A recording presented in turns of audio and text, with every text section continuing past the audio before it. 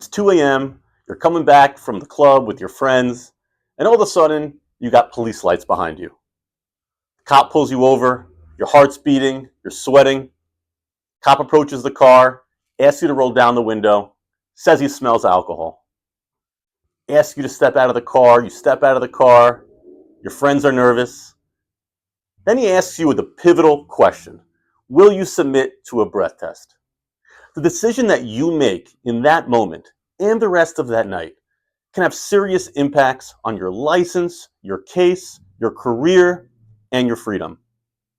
My name is Richard Hochhauser, and I'm a former DWI prosecutor and current New York DWI defense attorney. Now, I handled hundreds of DWIs as a prosecutor. I've handled hundreds of DWIs as a defense attorney. Now, this perspective on both sides of the courtroom gives me a unique perspective that most attorneys simply just don't have. Now, throughout this video, I'm going to walk you through the different types of breath tests, the laws that concerning these breath tests, and the practical implications of whether or not you should take the test, so that if you're in this situation, you'll know what to do. Now, in this video, we're going to discuss the two different types of breath tests. We're going to discuss the difference between your criminal case and your DMV proceeding. And we're also going to discuss what your rights are and what's at stake.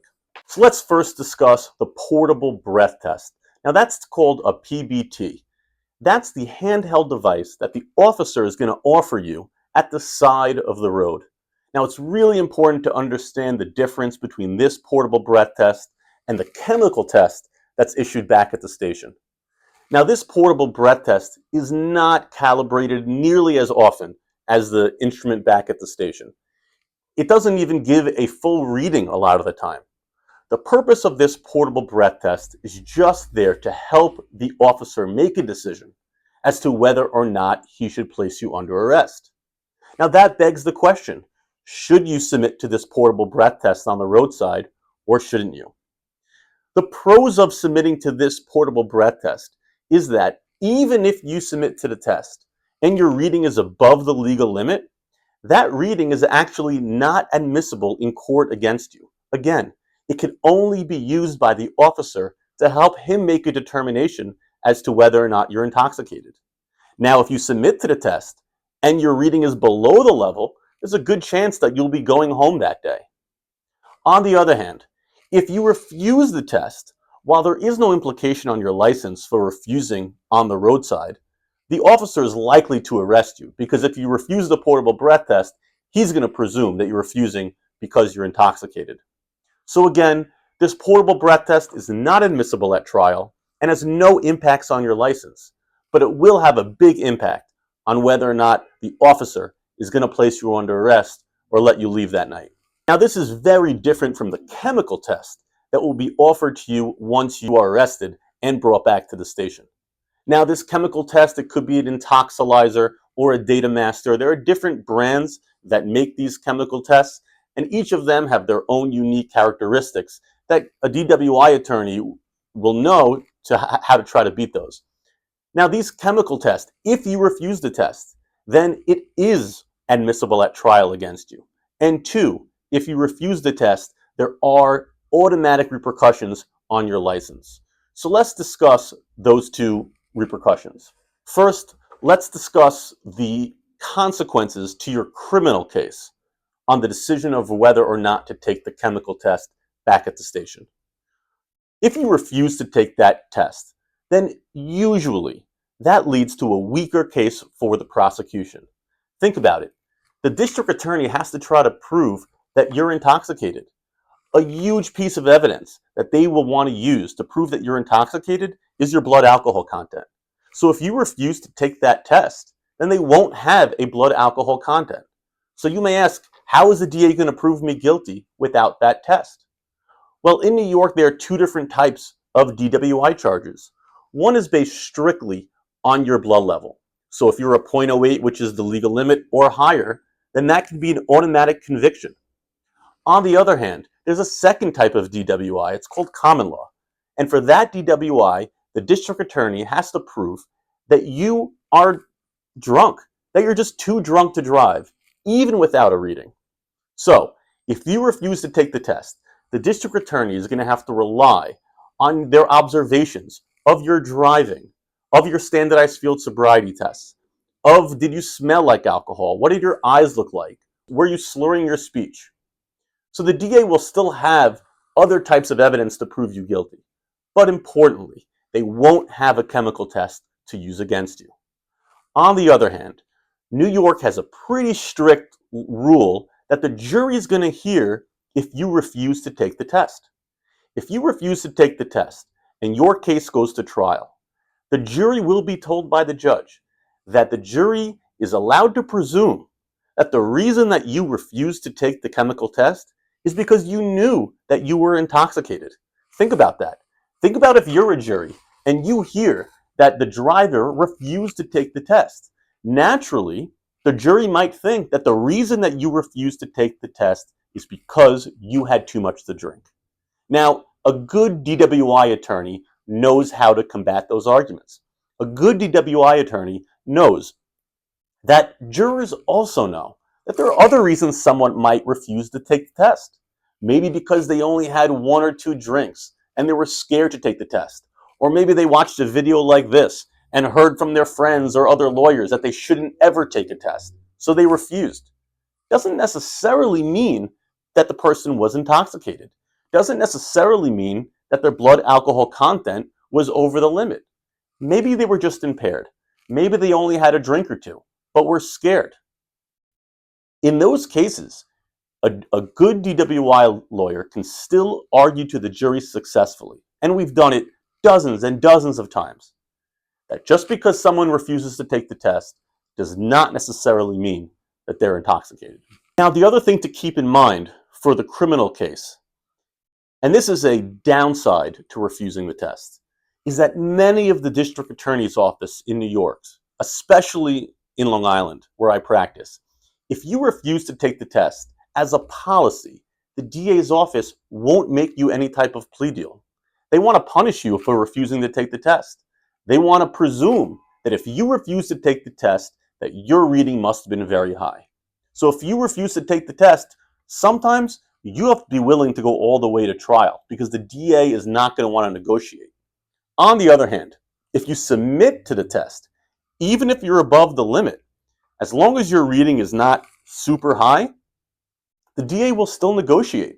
So if you're a 0.08, 0.09, 10, 11, 12, 13, even a 14, 15, and sometimes a 16, even double the limit, sometimes the DA will still negotiate your case.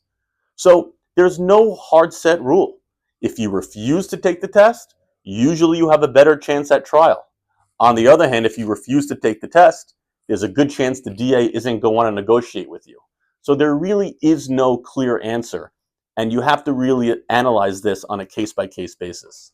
Now, let's discuss the DMV consequences of whether or not to take the test. Now remember, the test on the roadside is different.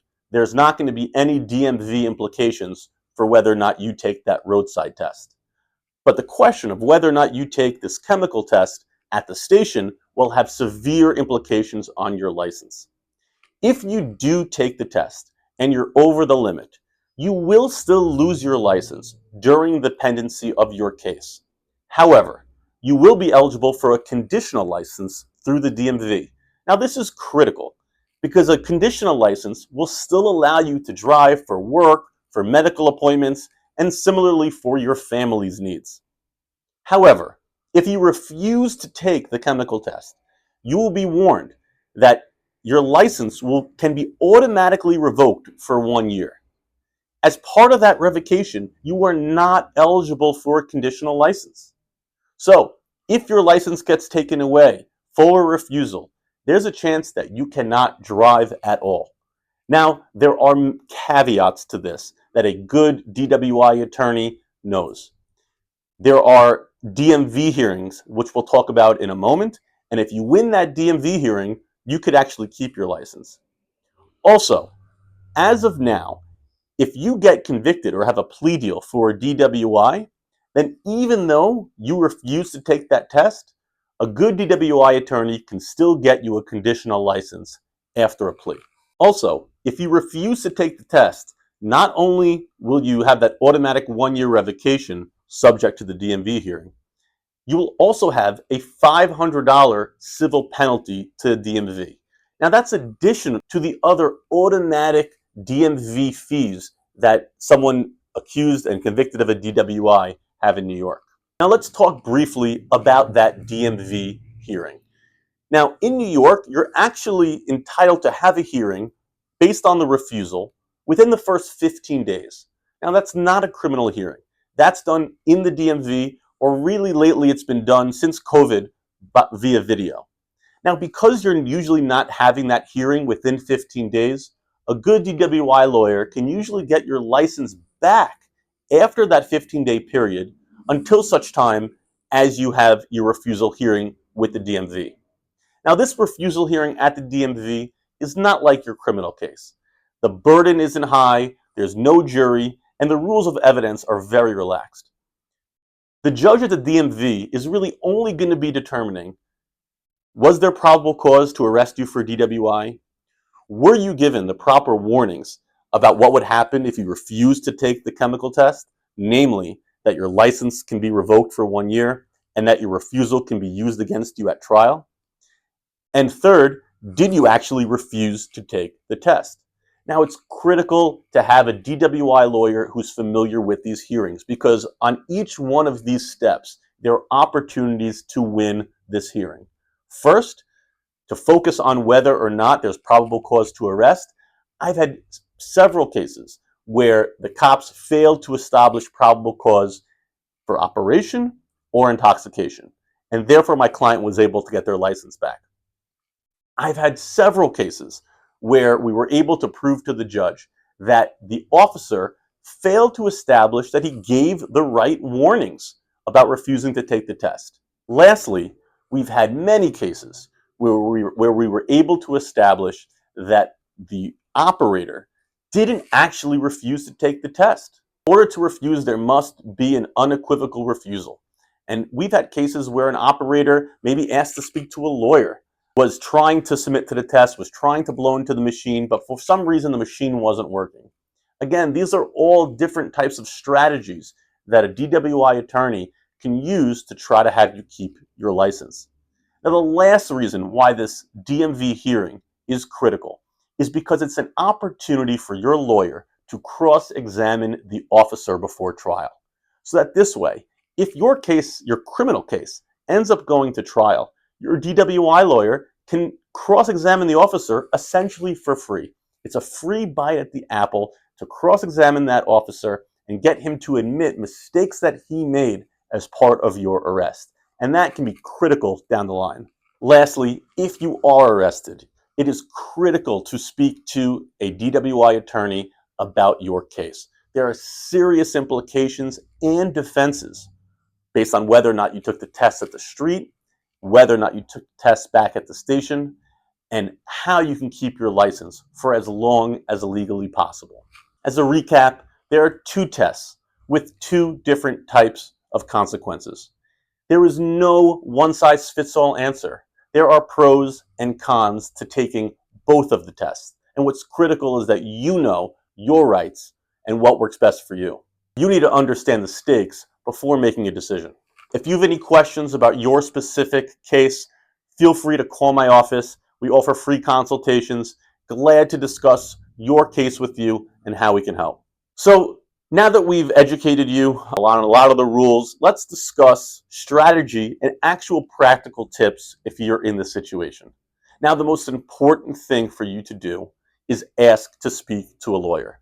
While you don't have a full right to a lawyer for the breath test, the officer does have to provide you with an opportunity to at least try to call a lawyer before you take the test. Now, that can be critical because if you're able to contact a lawyer, that can be a great explanation to a jury of why you refused to take the test.